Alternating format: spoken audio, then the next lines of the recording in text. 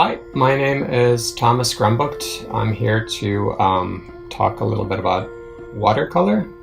So I thought I would show you guys some examples and work my way through a demo. So first, there's a couple of setups for some paintings here that I thought I'd show you guys. So it'll be similar to what I'll work on today in the demonstration. So this is usually how I would set up my watercolors for my illustrations. So I've just done, this setup with some color pencils, and I usually pick a warm tone because it's easier to connect with the colors that I'll be using later on. And there's another one here. So it's kind of the same setup as I have for today's demo. Similar thing. Occasionally I'll also work on a tone surface. So it's kind of the same thing. You just have to rely a little bit more on opaque paints as you move towards the finish. And as for the finished painting, for me, it tends to look a little bit like this, where you can still see the drawing through, and the watercolor is more of a transparent layer that goes on top of the drawing that you should still be able to see through towards the finish. So there's a few more of these here. And you can see for quite a few of these, including the one that I'll show today in the demo, have just the paper background, so it makes it a little bit quicker for me to not have to deal with the big wet shapes as I paint. So this one has just a little bit more going on, but it's kind of the same thing. It's a lot of shape painting with some detail added in towards the end. The big difference here is that I started out the drawing with ink and not color pencil. So we got another one here. So what I tend to do is I'll paint the big shapes first, and then kind of move in towards the smaller little sections as I go. So yeah, this one has a background. It takes just a little bit longer. It's not really any more difficult. It just, again, it's having the time to wait for this whole section to dry. So I'll spare you guys that waiting time today for the demonstration. So let me put this stuff aside. So this could be another, just a reminder, I guess, to make sure that you know the palette that you work from. And I've done a bunch of these. I'd probably recommend it for you too if you haven't as of yet. So if you're starting with watercolor, you want to try to familiarize yourself with the paints, the pigments that you're working with, and they all have slightly different qualities. So it might be a good idea to set up a chart like this where you're basically just mixing the colors together. Again, it's this is kind of it's a simple exercise to do. It just takes a little bit of time and preparation. So just a reminder, if you're working off a new set, that it's probably be pretty helpful for you to see what the pigments do. Some are strong and some are weak. And they act in slightly different ways in terms of opacity, and some of them will give you a little bit of granulation, which is it's almost like a sediment and sand, where you get a texture on the surface. It'd be a little bit hard to see that here, but you can see in these colors, you can kind of see both colors in the mix. So it'd be a good idea to try to explore that too. And even do small little swatches where you could try out not just color combinations, but how to draw certain things, like in a landscape. It could be a little bit challenging to paint the sky, to paint skin tone. So I try to practice these things on the side, and I usually have my students, do the same thing. So you can see in this, it's just different types of sky color, and I'm just kind of playing around with pigments, but you could put down keywords. It could be cloudy, it could be early morning, late evening. You could use reference for this, but maybe also just explore freely with the pigments.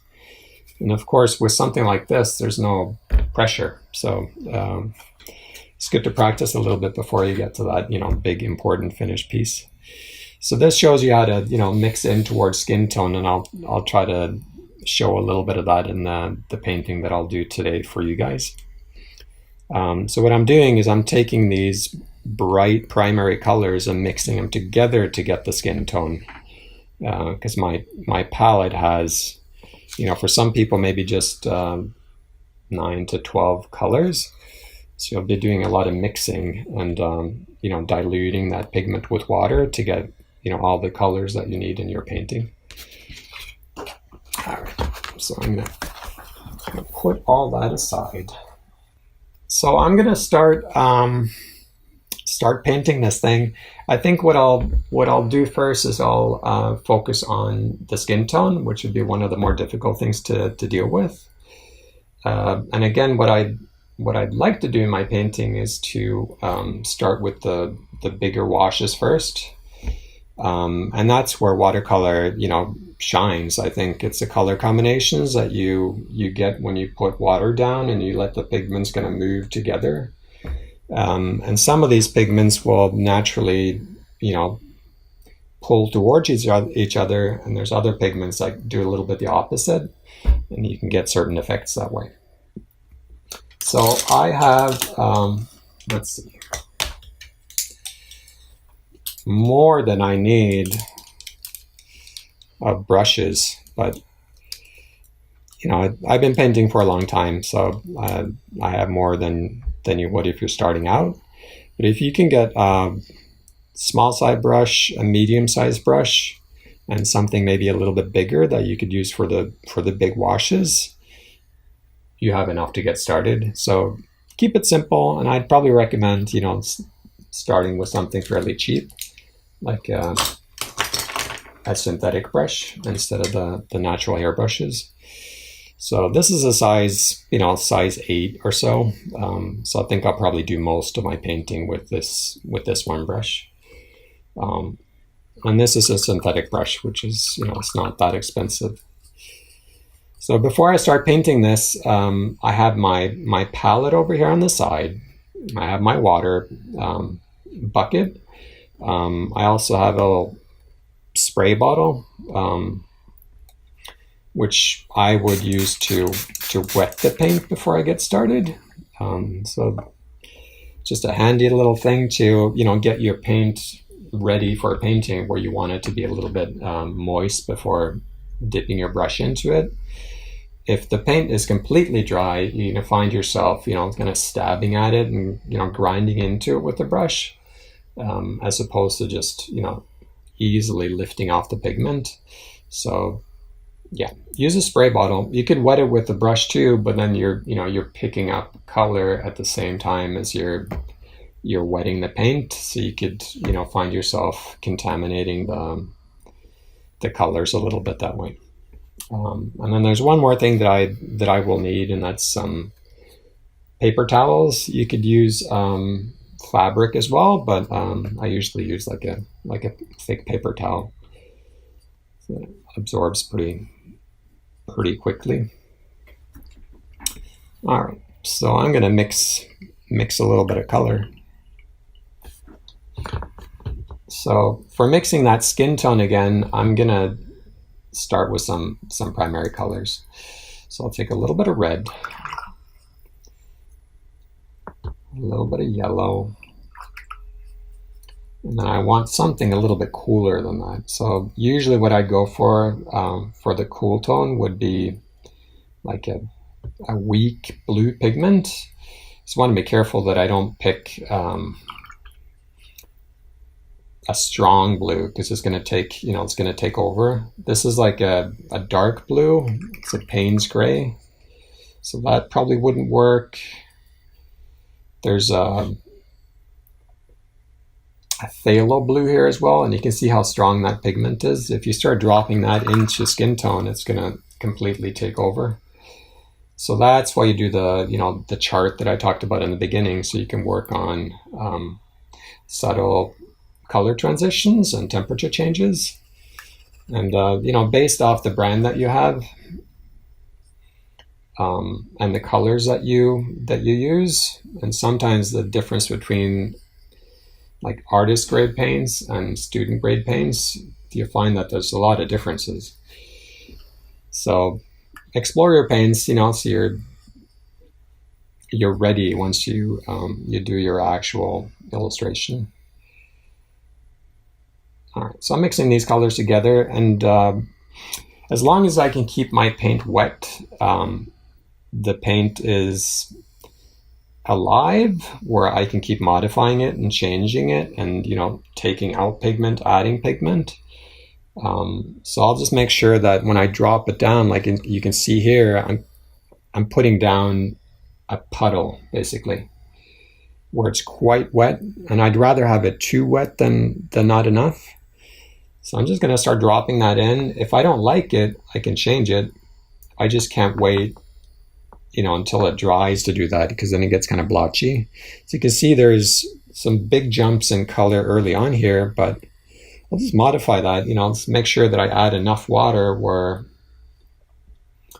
I give myself extra time to explore the color and make adjustments to that color before that wash actually dries. And all you have to do if your wash is too wet is you can dry off your brush. You can dry it with that paper towel again, and you should be able to soak up that pigment pretty easily. So just make sure that you don't wait so long that you start having to scrape it off the surface, because then it will get kind of blotchy. So I'm just going to cover that again.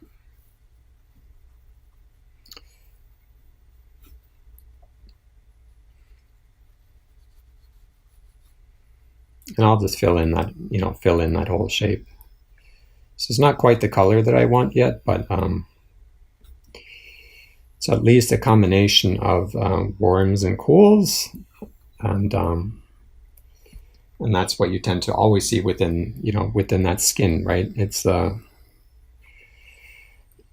be warmer in certain areas, and within certain plane changes of the head as well. All right, so I'm going to see if I can add just a little bit more color to this.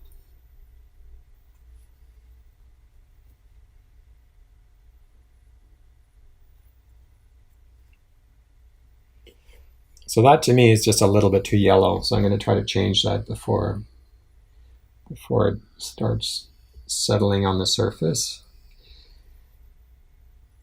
I'll try to move that a little bit towards like a pink tone. So another thing to remember here, and you guys will see that as this painting dries, these pretty strong colors that I'm putting down now, as they dry, they're gonna fade. And there's certain pigments that tend to fade a little bit more than others. So within the reds and oranges, and sometimes the browns, you're gonna have to put down colors that are probably a little bit brighter than what you would want in your finish. So I'm going to try to do that here too. A little bit of cool underneath that chin.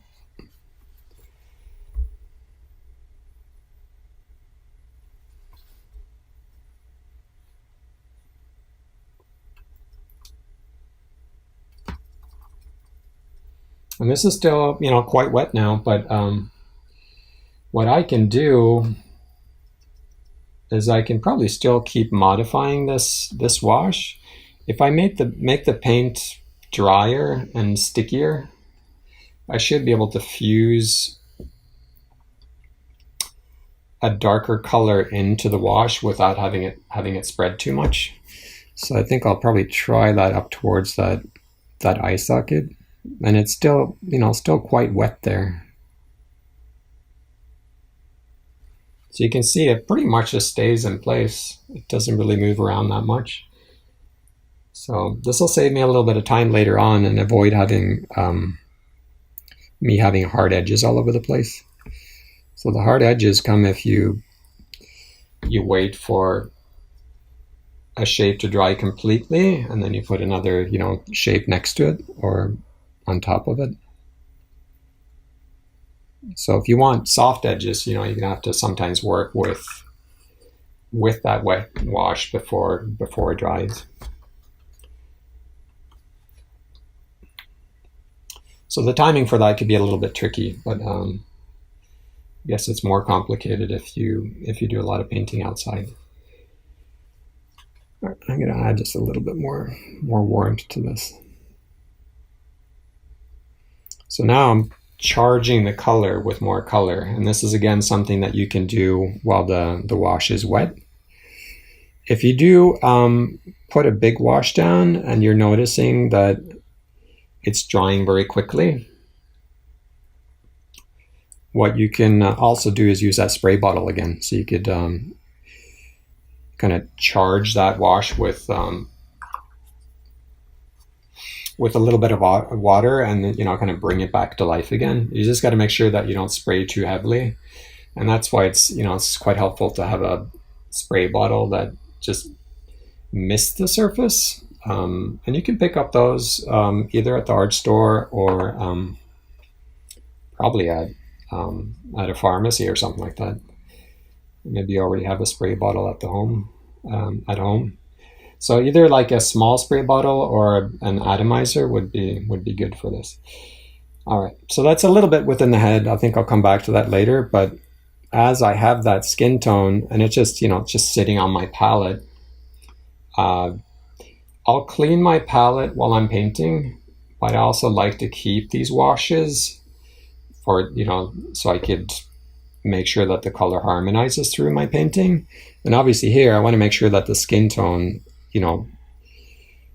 within the arm still has something to do with the skin tone within the head. It could be quite hard to mix that exactly the same way if you start from scratch. So I'll just try to save it. If it dries, you could just, on your palette, you just add more water to it. So get it back here.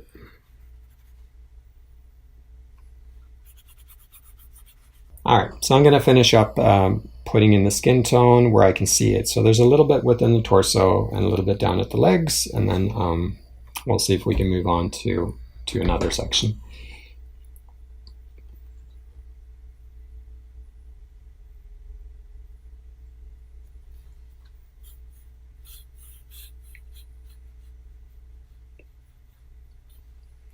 So yeah, if you're changing the color, just make sure that if you just want a subtle temperature change, that you take care of it right away. If you wait too long, you're going to find yourself with edge after edge after edge, and it's going to make for kind of a blotchy, a little bit hard to read painting, I think, in the end.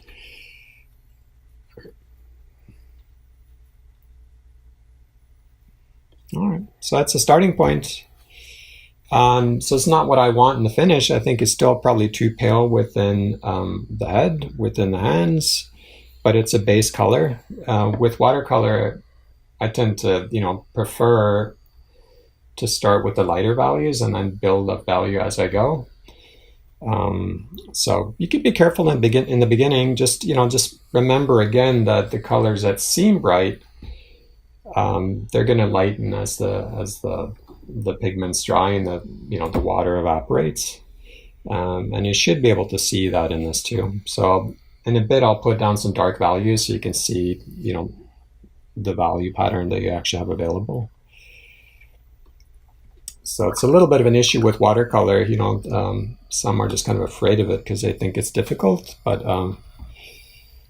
I guess one of the bigger issues is that people are just too careful with the values, and you end up with these kind of pastel-y, soft things where you should be able to get the full color and value range with watercolor, just like you would with any other paint.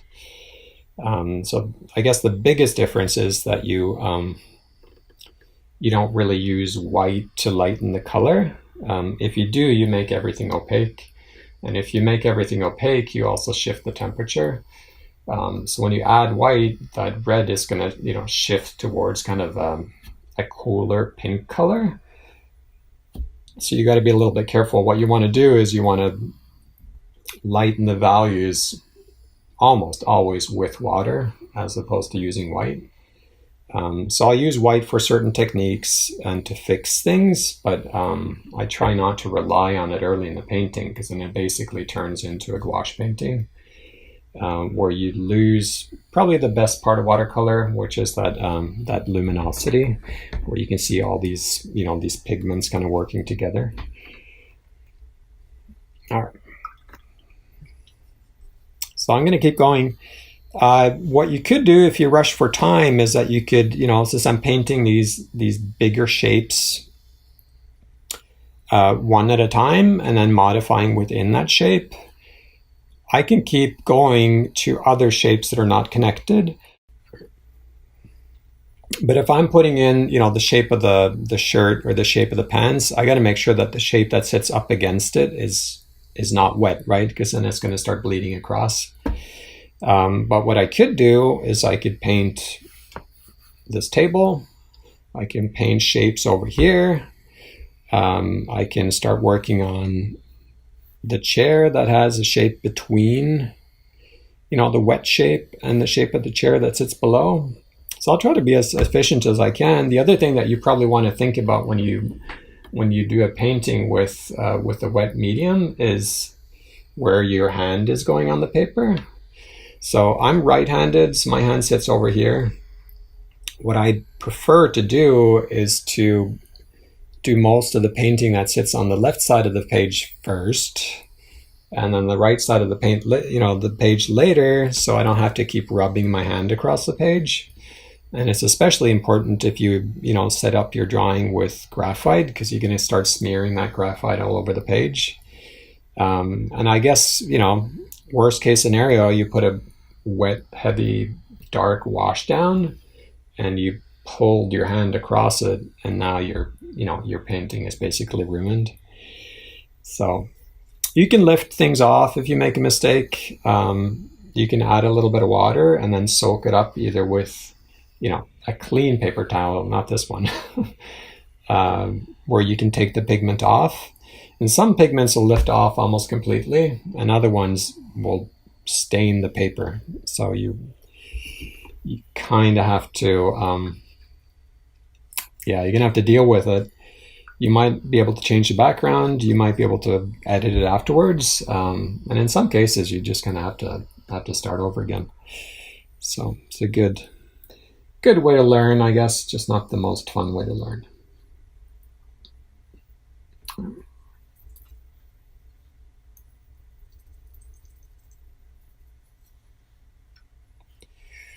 So let's see. I think the shape of the torso is fairly dry, so maybe I'll put in the shape of the pants that sit below. Let's see if I can mix a color for that.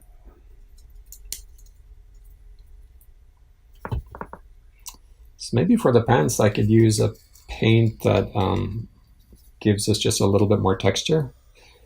So I have a brown on my palette that it's almost like sand. So it's a pigment that's derived from a stone that when you make it into a powder, it turns into the sediment. So when I put that down on paper, it's going to create this texture for me. As opposed to something like gouache that, would always lay down, perfectly flat. It could look good, but it could be just a little bit boring. So I'll just make sure that if I want that texture to appear, that I use a lot of water for this. If I want that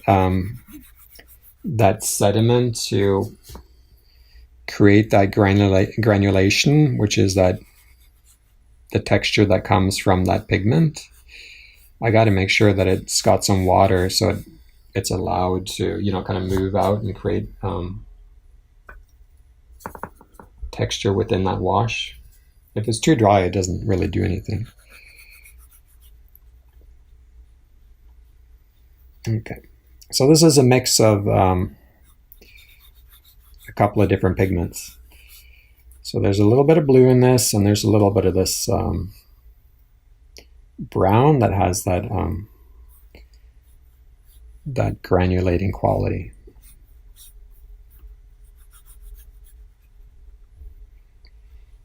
So it's a little bit hard to see, you know, in this painting with the sheen, but once that dries a little bit, we'll try to, you know, zoom in a little bit on that, and we'll take a look at it. So if you do want more texture, you can also, at the art store, you can buy like a granulating medium. So you can add that in, but you know, it's just like another thing that you gotta remember to do, and it's a little unpredictable. So I think you'd probably be better off just exploring the pigments that you have. And you know, listening to people that have worked with it a little bit longer, so you can save yourself having to make all the same mistakes. You know, it does take a while if you don't have any help along the way. So that's one of the things that I tend to focus on in I usually teach a watercolor technique class. So I'll do a lot of experiments and, you know, just sharing information. And we share, you know, the mistakes and the successes, and we talk about different pigments and how they can blend together and do all these experiments. So again, once you get to your painting, you have a lot more tools and options. And we do talk about, you know, things like fixing mistakes too, which is it's a big part of doing a painting like this. You know, there's a lot of unpredictable things happen along the way. And again, it is the beauty of watercolor that, you know, these textures appear, these color combinations appear, and sometimes you're in control, and sometimes you just, you know, sometimes it just happens. So you can nudge it along the way, but you know, you generally also want to make sure that you allow your paint to, you know, surprise you a little bit, I guess, as you mix these different, you know, pigments together in different ways with different brushes. All right, so that is the pants. I think maybe I'll go back up to that head again and add just a little bit more detail. So it's a little bit, you know, it's a little bit flat and boring the way it is now. So what I'm doing with my hand when I'm touching it on the paper like this, I'm putting the back of my hand on the surface. And it's probably the easiest way to check to see if that wash is dry. So obviously if it has a sheen, like you can see down in the left corner, then, you know, don't touch it, because you'll start smearing that paint and it's gonna, you know, it's gonna show in the finish. But if it seems dry and you're unsure, you know, you should be able to hold either the side or the back of your hand to it. If it's still cool to the touch, then there's still water in there, and you might have things, you know, spread, and you get this like blossom effect, which can sometimes be a bit of a problem.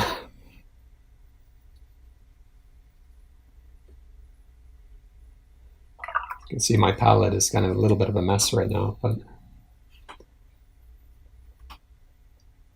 it's okay. If it's too, if it gets too busy with colors, I'll just clean it off with the paper towel. And again, you can use that spray bottle, so you can spray it and then, you know, quickly be able to lift off that pigment.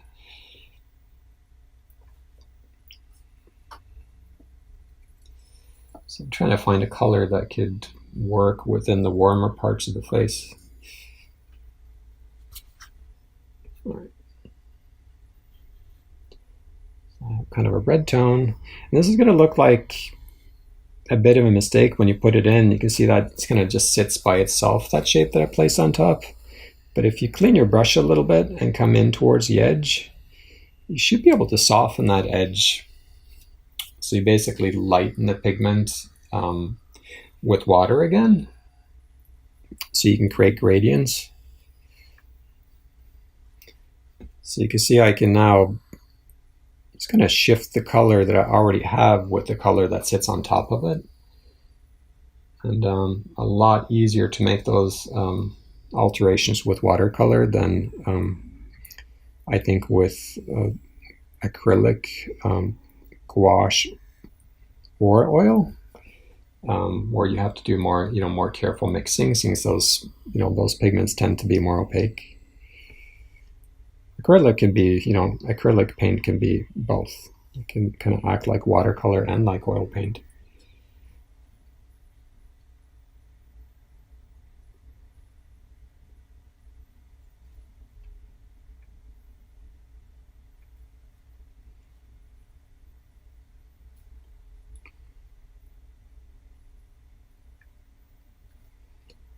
All right. So we got a little bit more, a little bit more color there. So I think I'll do the same thing with the shape of the hand. So the hands just tend to be a little bit warmer in temperature than the arms would be. So that could be a good thing to look into, and you should be able to find that, that information from a lot of sources. But the body tends to be warmer and cooler in certain areas, and everybody's a little bit different. Everybody has a slightly different temperature and value to their skin. But there's some things that we have we tend to have in common. So you get a lot of warmth around the middle part of the face. You tend to get a little bit more warmth at the joints and into the fingers and the feet. So those are the areas where you usually want to add just a little bit more punch of color. Maybe the warmest part of the face would be within that ear. So I'm going to add a little bit more punch of color in that area. You got some deeper recesses there. They tend to hold a lot of warmth, and sometimes you even see a little bit of warmth as the light, passes through the thinner parts of the ear. So it'd be nice to put in a little bit of punch of color early on, so you can see what your range actually is. So I'm going to leave that. We'll put some dark pigments in too. So there's a small little shadow underneath the ear that could make the ear look a little bit more like it's sticking out from the shape of the head. I'm going to put that in. And you can see once I put a dark pigment in, it makes, again, everything else appear just a little bit lighter. So I keep going, going back and forth. And sometimes I miss a little bit with that first wash. Hopefully I made it too light rather than too dark. So you can, start layering into it. If you do find yourself with a darker pigment than you wanted, again, you can go into a dark, a dry wash as well, and lighten that. But you're gonna have to, wet the shape, and then with your brush, lift off the pigment and dab it off with a paper towel. So it's a little unpredictable again, where the one pigment might come off but not the other one. So something that you'll have to explore.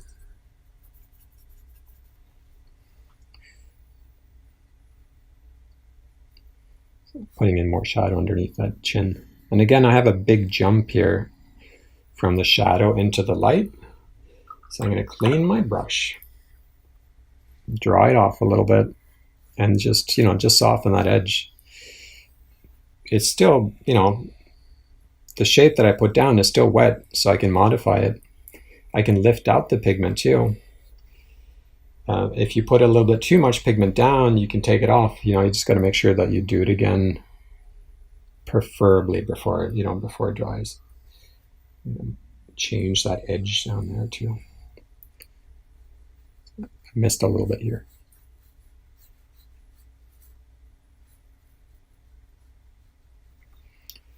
So you can see I'm working on a piece of paper, but it's actually a block of watercolor paint. So I can move that around, and that will be quite important for detail work, because I might want to turn the whole page so I can put the brush up along the edge accurately. It's easier to have, get good detail if the tip of your brush goes up along the edge, as opposed to painting the opposite direction where your hand's going to be a little bit in the way. So for this demo, I'm kind of, stuck with one direction, but usually I would keep turning this around. So it makes it a lot easier to pull long straight lines with your brush, and then also makes it a lot easier to modify detail. So you just want to make sure that either you work off a block like this that keeps the paper flat, or you're going to have to stretch the paper, where you wet the paper and put it on a stiff board, because if not, it's going to start wrinkling. And you'll find yourself with big washes that start dipping into these valleys, and you'll have your wash be wet over here and dry over on the opposite side, and then the pigments just kind of do what they want to do, and you're not really in charge anymore. All right, I'm going to put in a few more dark accents. So for the skin to appear light again, I'm going to have to put darker shapes against it so we could see the actual range. Some creases along the wrist. So the other thing that I do when I fix mistakes, sometimes if I can hit it right away, sometimes I'll just lift off a little bit of pigment with my fingers.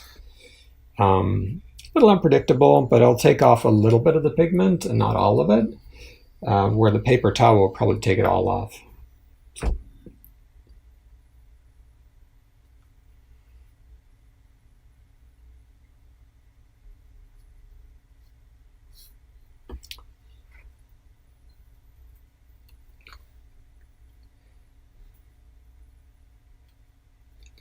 Okay, so now I got to be a little bit careful. So this shape is not completely dry yet. So putting the hand on top of it was, I basically just forgot, but it's not the best move if you're unsure. So try to, just try to keep track of things as you paint. And again, it will be easier if you start on one side and, kind of move your way over, so you don't touch the paper. The other thing that could happen sometimes is that you have your palette on the side and you're bringing this strong color over to drop down into a wash, and you drip on that page. It's a mistake, sometimes a mistake that you can't really fix. What some people do is they'll put a clean piece of, thicker paper in the areas that you're not working on, so you can keep those areas clean. I don't do that, partly because I move the paper around so much, but could be a good option. All right, I'm going to put that sweater down. I think the pants are dry enough. We'll put that other big shape down so we can kind of start moving forward. So I'm going to take a little bit of yellow ochre.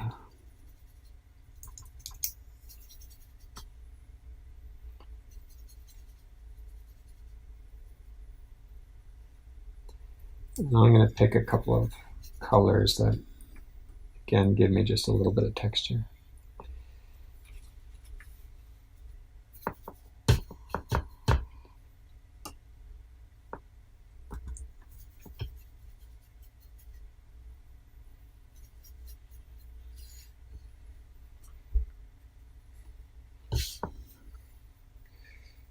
So now I'm trying to pick it up, pick up as much of that water as I can.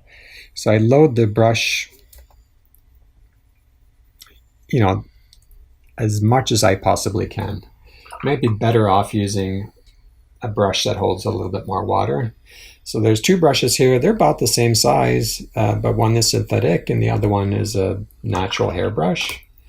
So you'll find that this natural hairbrush holds a lot more water than the synthetic brush does. So maybe we'll use that for the rest of this wash. Can do it a little bit quicker and hopefully put the wash down before any part of it dries, because then it will be blotchy again. Okay, so here I made a little mistake. It dripped a little bit. So I just immediately went in with the paper towel and pulled that out.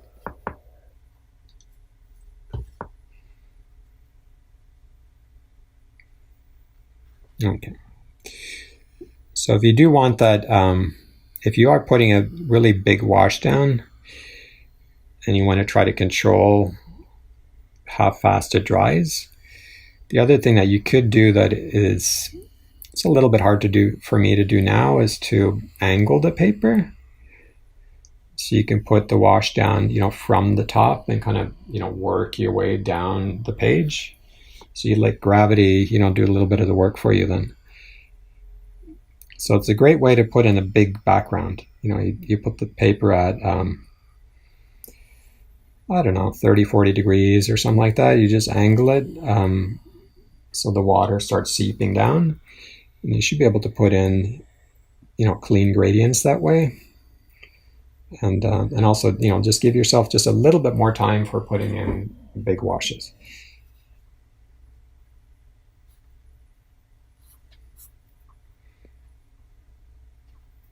So I'm trying to keep this wet enough where I can make some changes before it dries on me, because this is all pretty much the same color all the way through.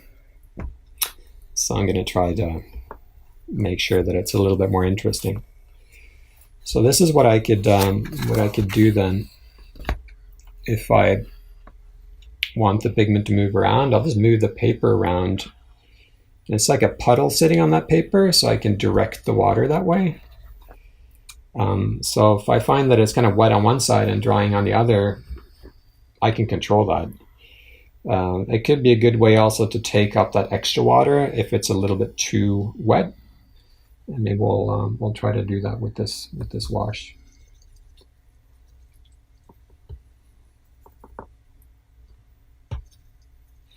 So a lot of these things will be second nature once you get used to it. It's going to be a little bit. It's a lot of things to think about right in the beginning. Okay, so I'm putting some other colors down. So while I'm doing that, I'm also adding a lot more water. So I might, in this wash, have to come in and, help it dry a little bit by taking out all that extra water. If you leave too much water on the, within that wash, you're also going to have an issue with it drying in one area and not another, which will create these backgrounds again that we talked about when working within the head. So the background was when the wet shape started leaking into the shape that dried, or the section of that same shape that dried, next to it. Okay, so I'll probably start shifting that around a little bit. So I just put my brush down, I'm going to grab the paper and just kind of let that pigment just kind of shift around in that surface. So just, kind of directing it around. I'm letting it do what it wants to do, but giving it just a little bit of help.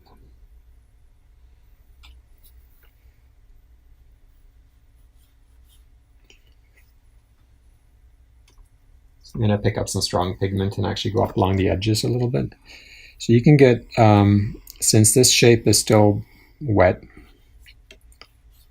you can give it, these kind of burnt, colorful edges by coming up along the edge before it dries. So I'm trying to do that here.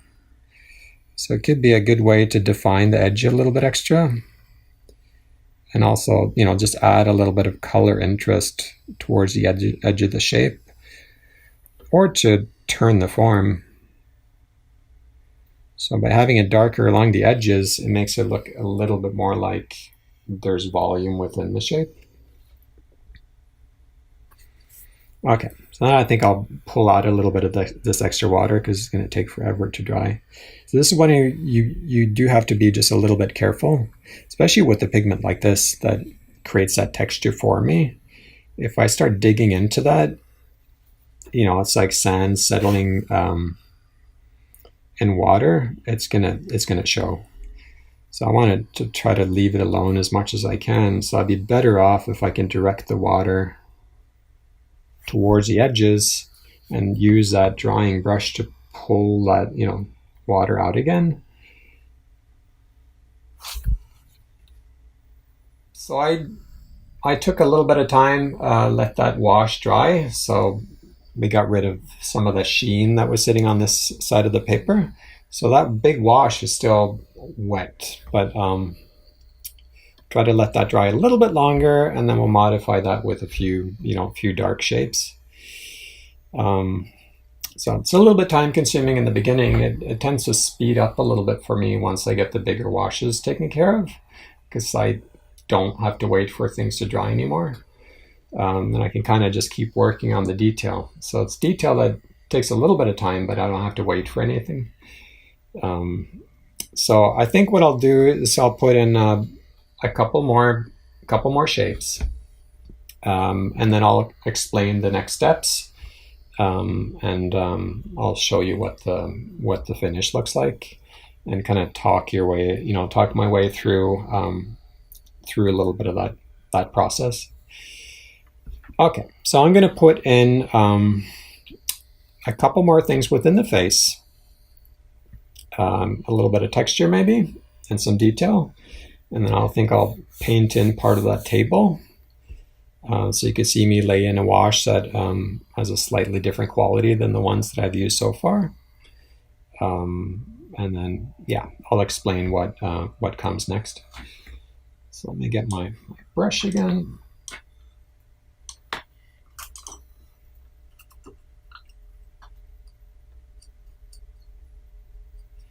So for something like this, I can usually get the painting done probably in a day.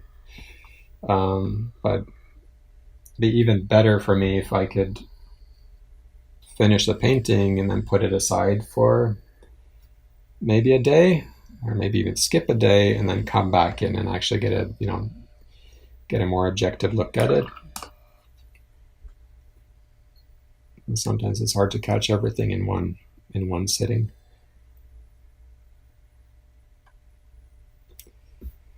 Okay, so I'm going to add just a little bit more color to parts of the face. It looks a little bit flat still.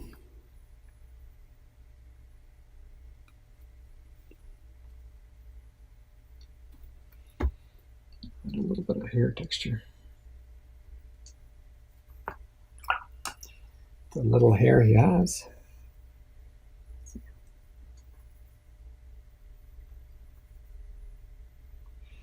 So again, if I'm going to put texture in, what I could do with my brush is I could kind of spread it out a little bit.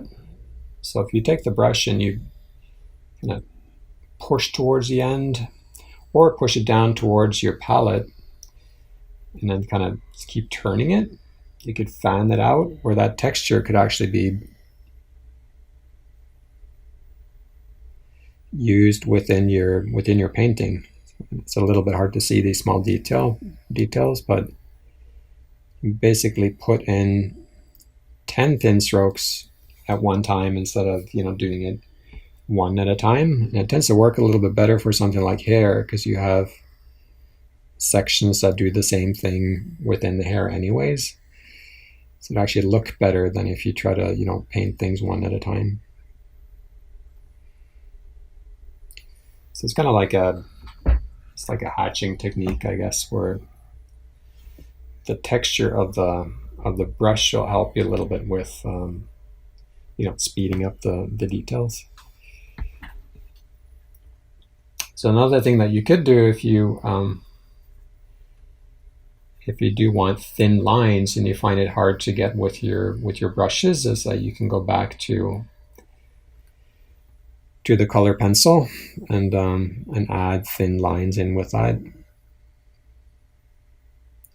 So it's a watercolor, but that doesn't mean that you can't apply other mediums to it. So you'll find people that probably disagree with that, where if it's a watercolor, then you have to follow certain rules. But as an illustrator, it's really the finish that is important, and not so much the rules that you follow to get there. So I kind of just I use what I know is going to work. So if that means using a little bit of white, using other mediums, sometimes I'll use a gel pen. It's maybe not archival, but it's for a book illustration. That doesn't always matter that much.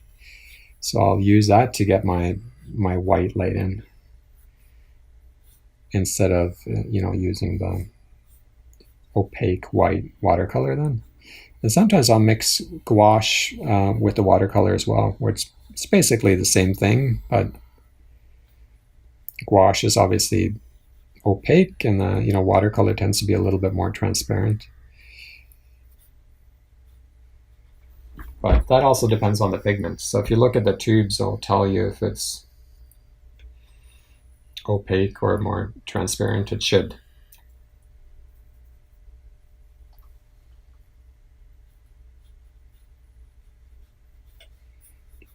Okay, so I'm putting a few more dark accents into the pants that look quite flat, actually.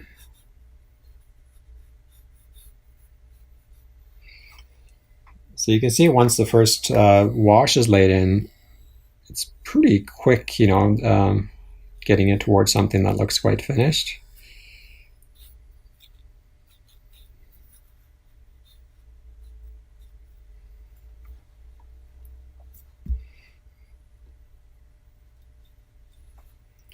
Clean up the edges a little bit. I guess there's another pant leg back here.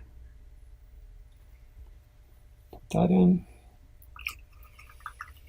And then I think I'll go ahead and put in the shape of that table. Okay, so we need a bigger brush. So I think we'll take this natural hair brush again. So this brush is called the mop brush, and it basically acts like a mop. It picks up a lot of water, but it's quite soft. So you can push it around on the surface and cover big areas, but it doesn't really bounce back in position again like the sable brushes do, and also like most of the synthetic brushes will. So you use it for covering big areas, and if you're painting detail with it, you can kind of shape it a little bit, but it's really has a certain use. I'll show you when I put the wash in.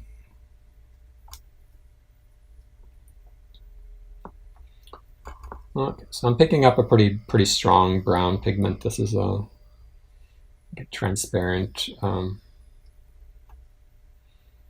red oxide, or like a burnt sienna color. So picking that up pretty heavy. So now that I'm loading the brush with water using this brush, you should be able to see that I can cover bigger areas than I could before with the other ones that I used. So when I put that down, it'll probably cover the entire thing.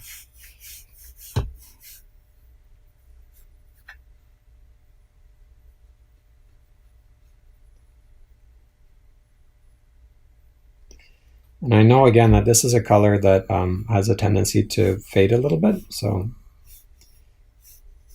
I'll put this down as bold as I can. Save myself a little bit of time. Sometimes lose a little bit of the texture and the luminosity when you put too many layers down, so the goal tends to be, for work like this, that you try to get as close as you can to what you want for the finish. Depends on the work. There are ways where you can build up luminosity if you're very careful with the color choices, by doing glazing, which is working with a lot of layers that are very transparent. You just got to make sure that if you work that way, that you choose pigments that are not opaque, and that you don't start adding in colors that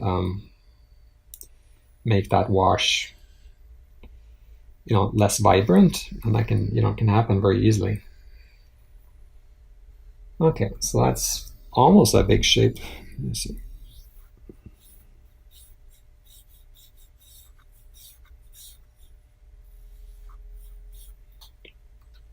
And if this brush, if it feels clumsy as you go into the details of this, you can switch.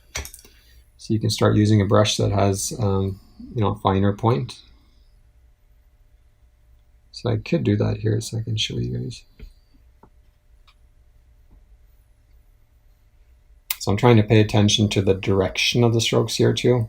So this is meant to be wood, so I'm going to try to follow the direction of the wood grain, right, that I'll probably add in later on. All right, so I'm going to put that brush aside and then pick up a thinner brush. So if I could just load that thinner brush with the same pigment and the same amount of water, I should be able to go into that same wash. You can see this is a little bit easier to control if you want to clean up those edges.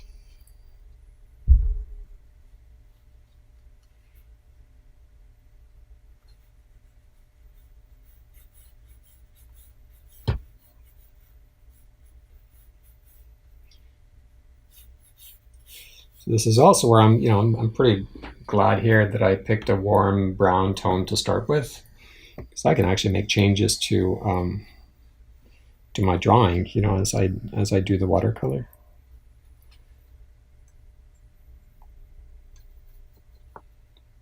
So maybe we can add a little bit of depth while we're at it. So this shape is still wet.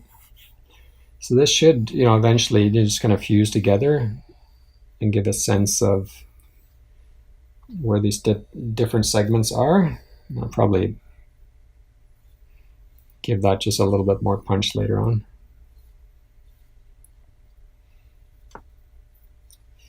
Save me some time.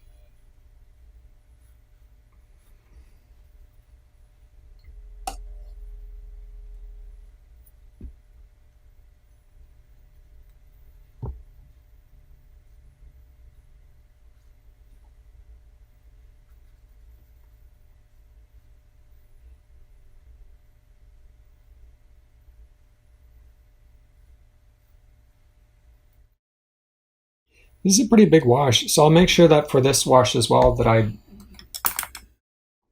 try to make sure that everything is equally wet all the way through, so I don't have that wet section again bleed into the other.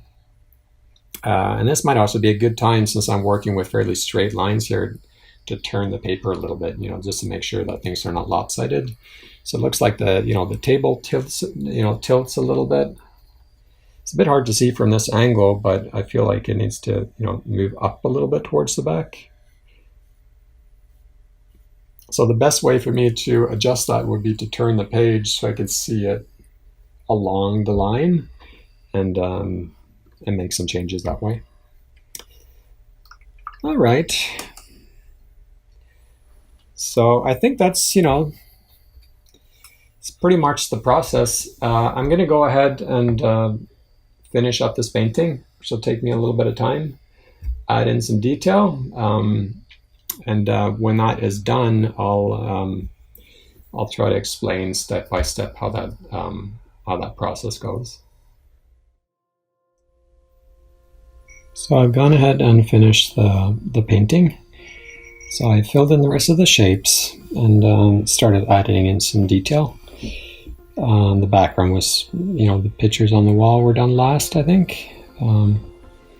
So for the very thin lines that you see in the pattern of the shirt, I used a little bit of color pencil, and also for some other line work. And I just picked the colors that were appropriate for that. And then it's just, taking your time and carefully solving those small details, I guess, with reference if needed.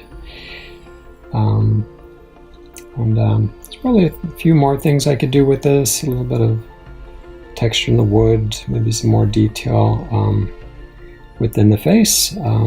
but I'd probably put it aside for a day or two and then take a look at it. So yeah, that's it. Watercolor from start to finish then. Thank you.